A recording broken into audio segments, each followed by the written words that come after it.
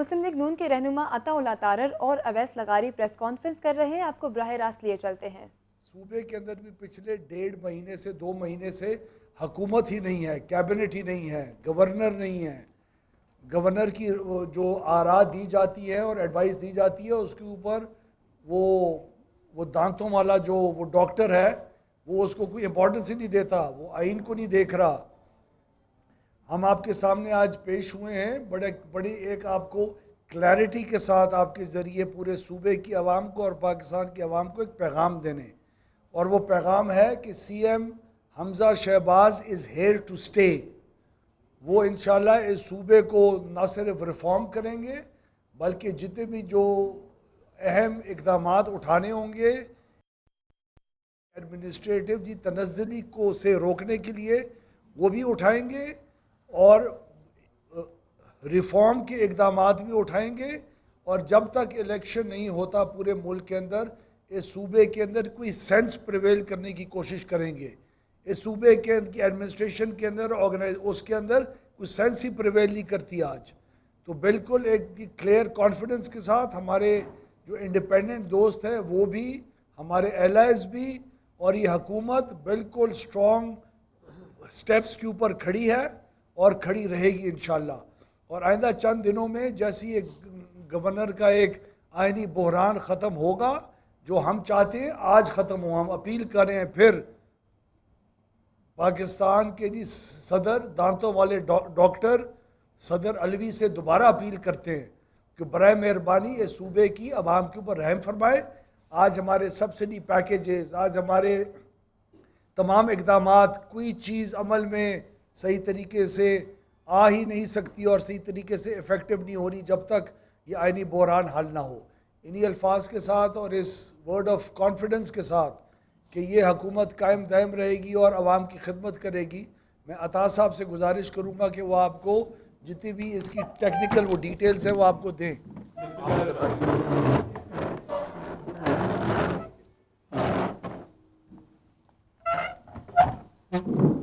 बिस्मिल्लाहिर्रहमानिर्रहीम। बहुत शुक्रिया जी। कल से चहमगोइयाँ चल रही थी कि पता नहीं सुप्रीम कोर्ट के एडवाइजरी ओपिनियन आने के बाद, सुप्रीम कोर्ट की राय आने के बाद पता नहीं पंजाब में क्या हो गया है और हुकूमत का खुदा न खास्ता ख़ात्मा हो गया है और बहरानी कैफियत है और तहरीक इंसाफ वाले खुशियाँ मनाते देखे गए। मैंने कहूँगा कि थोड़ा तहम्मुल से काम लें, वक्त से पहले खुशी नहीं मनाया करते। आपने इस सूबे की 12 करोड़ अवाम की खुशियाँ छीनी हैं और ख़ुद बहुत खुशियाँ मनाई हैं, अब थोड़ा इंतज़ार करें। कल क्या सराहियाँ की गई कि जिस तरह पंजाब हुकूमत का ख़ात्मा हो गया है और हमज़ा शहबाज वज़ीर आला शायद नहीं रहे और तहरीक इंसाफ की तरफ से बयानात आए, तो मैं बिल्कुल वाज़ेह कर देना चाहता हूँ कि एक केस इस वक्त 26 MPs का इलेक्शन कमीशन के सामने जो ज़ेर समाअत था उसका फ़ैसला महफूज कर लिया गया है।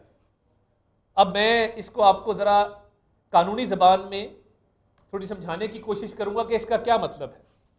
इलेक्शन कमीशन के सामने तहरीक इंसाफ का केस ये था कि इन 26 अरकान ने पार्टी की डायरेक्शन के ख़िलाफ़ वोट दिया है, जिसके नतीजे में 63A इन पर लगती है और इनको डी सीट किया जाए और इनका वोट ना काउंट किया जाए। अब जब समाअत के दौरान तहरीक इंसाफ के वकील ने यह कहा कि 1 अप्रैल को 7 क्लब रोड पे एक मीटिंग हुई, जिस मीटिंग में ये हिदायत जारी की गई कि तहरीक इंसाफ के वज़ारत आला के उम्मीदवार परवेज़ इलाही हैं और उनको वोट डाला जाए, तो हमारे वकील ने कहा कि जी अगर ये मीटिंग हुई है तो ये इमरान खान साहब की तरफ से एफिडेविट जमा कराएं। ज़बानी बात नहीं चलेगी, ये एक कानूनी फोरम है। आपको हर हाल में एक एफिडेविट जो कि एक हल्फनामा होता है, हल्फनामा जमा कराना पड़ेगा। इलेक्शन कमीशन से तहरीक इंसाफ के वकला ने मोहलत मांगी और कहा कि ये हल्फनामा हम 2 बजे जमा कराएंगे। 2 भी बज गए, हल्फनामा ना आया। 2:30 बज गए, हल्फनामा ना आया। समात को मुलतवी करना पड़ा क्योंकि इमरान खान साहब को यह पता था कि अगर मैंने इस हल्फनामे पे दस्तखत कर दिए कि 1 अप्रैल को पार्लिमानी पार्टी की मीटिंग हुई और परवेज इलाही को वोट डालने का कहा गया, तो फिर मेरे ऊपर आर्टिकल 62 लगेगा कि मैंने हल्फ के तहत झूठ बोला है। तो वो हल्फनामे का आज तक इंतज़ार किया गया, मगर वो हल्फनामा ना आया और मैंने बाकायदा दरख्वास्त देकर 7 क्लब रोड के गेट का रिकॉर्ड मंगवाया कि 7 क्लब रोड में कौन अंदर गया और कौन बाहर आया। आपको सुन के ये हैरानगी होगी कि उन्होंने जो कागज़ लगाए थे उसमें लिखा था कि जब वजारत आला के लिए परवेज इलाही साहब के नाम का ऐलान किया गया तो मुराद राज साहब ने खड़े होकर मुबारक दी, राजा बशारत साहब ने मुबारक दी, असलम इकबाल ने मुबारक दी। तो जब मीटिंग नहीं हुई तो ये खड़ा होना और खड़े होकर मुबारक देने का तो सवाल ही पैदा नहीं होता। हमने गेट से रिकॉर्ड और सीसीटीवी फुटेज की मदद से ये बात साबित की इलेक्शन कमीशन के सामने कि इस तरह की कोई मीटिंग 1 अप्रैल को नहीं हुई। और तहरीक इंसाफ को हमने मजबूर किया कि उन्होंने अपनी दरखास्त वापस ली जिसमें यह कहा गया था कि पार्लिमानी पार्टी की मीटिंग में यह फैसला हुआ है कि परवेज इलाही वजारत आला के उम्मीदवार होंगे। ये बहुत अफसोसनाक अमर है कि आप एक मुल्क के सबसे बड़े फोरम के सामने जो इलेक्शन को और इलेक्शन के मामलात को सुपरवाइज करता है उसके सामने आप गलत बयानी करें। आपको किसने ये हक दिया कि आप ये झूठी मीटिंग का हवाला देकर कहें कि पार्लिमानी पार्टी की मीटिंग हुई? हमारा इलेक्शन कमीशन के सामने जो केस है वो एक लाइन का केस है, वो ये है कि क्या इन 25 अराकीन को पार्लिमानी पार्टी की तरफ से परवेज इलाही साहब को वोट डालने की हिदायत थी या नहीं थी। अगर इसका जवाब हाँ में आता है कि ये हिदायत थी तो फिर तो ये इनहराफ है, इन 25 अराकीन के ऊपर 63A लगता है।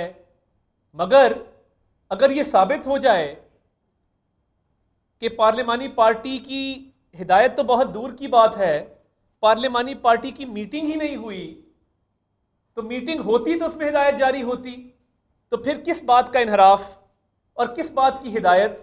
तो ये केस बिल्कुल ओपन एंड शट केस है। और हमारे वकला जिन्होंने 6 दिन बहस की, उन्होंने ये साबित किया कि ना पार्लिमानी पार्टी की मीटिंग हुई, ना पार्लिमानी पार्टी ने कोई हिदायत जारी की परवेज इलाही को वोट डालने की। तो मुझे लगता है कि तहरीक इंसाफ ने यह धोखा किया है परवेज इलाही के साथ। एक शख्स को पहले नामजद किया, फिर उसको वोट डालने की हिदायत जारी नहीं की, फिर को इलेक्शन कमीशन के सामने गलत